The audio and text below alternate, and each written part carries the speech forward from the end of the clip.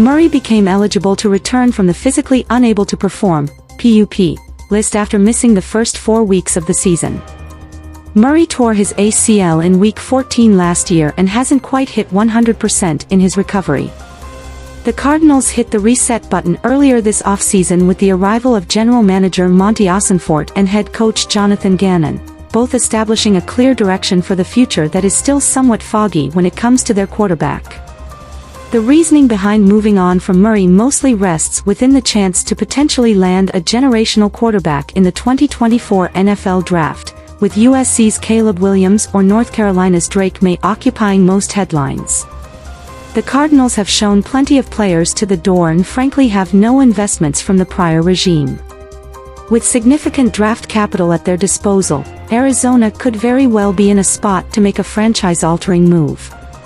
That could, or couldn't, come at a cost for Murray, who inked a massive contract extension ahead of a 2022 season that saw the Cardinals finish 4-13 before cleaning house from top to bottom.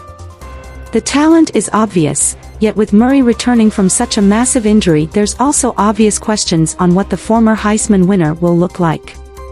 Speculation from other NFL teams, according to ESPN's Dan Graziano, is that Arizona will move on from Murray after this season. The outside speculation, the word I get when talking to agents and executives from other teams, is that the Cardinals likely will move on after this season. Again, that's speculation. But there are common-sense reasons to speculate that way, said Graziano. The Patriots, Jets, Titans, Raiders, Broncos, Commanders, Cowboys, Bears, Lions, Vikings, Buccaneers and Falcons were identified as teams to watch. That's just speculation from the outside, of course. Those people ultimately don't have to make the decision, so perhaps it's easy for them to say without having any skin in the game.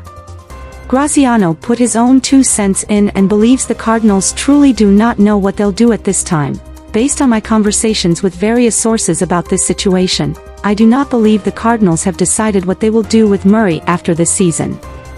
And that's obviously understandable, Graziano wrote. He's still not healthy enough to play, they don't know when he will be, and it's too early in the season to know what their other options are for 2024 and beyond. Graziano points out that Murray returning to form on the field bodes well for either direction they want to take the franchise. Either they see the return of the quarterback they've praised all off-season, or other teams at least know he's healthy when talking trade value. The financials also play a big role in deciding where Murray will ultimately end up. I talked to several NFL front office people about the situation, and the vast majority of them said it would be difficult to imagine a team giving the Cardinals something of value for Murray if they didn't know for a fact he was healthy, and that the only way to know for sure about his health would be to see him play at least a few games this season, said Graziano. So if the Cardinals are thinking about trading Murray, it would make sense to get him on the field at some point. The problem with that? Putting him on the field also means risking he gets hurt again. And if that were to happen, they would be in a tough spot. That's because $18 million of Murray's 2025 compensation is guaranteed against injury, as is $22.835 million of his 2026 compensation. In other words, if Murray were to play this season and suffer a career-ending injury, the Cardinals could be on the hook for $76.135 million over the next 3 seasons for a player they can't use.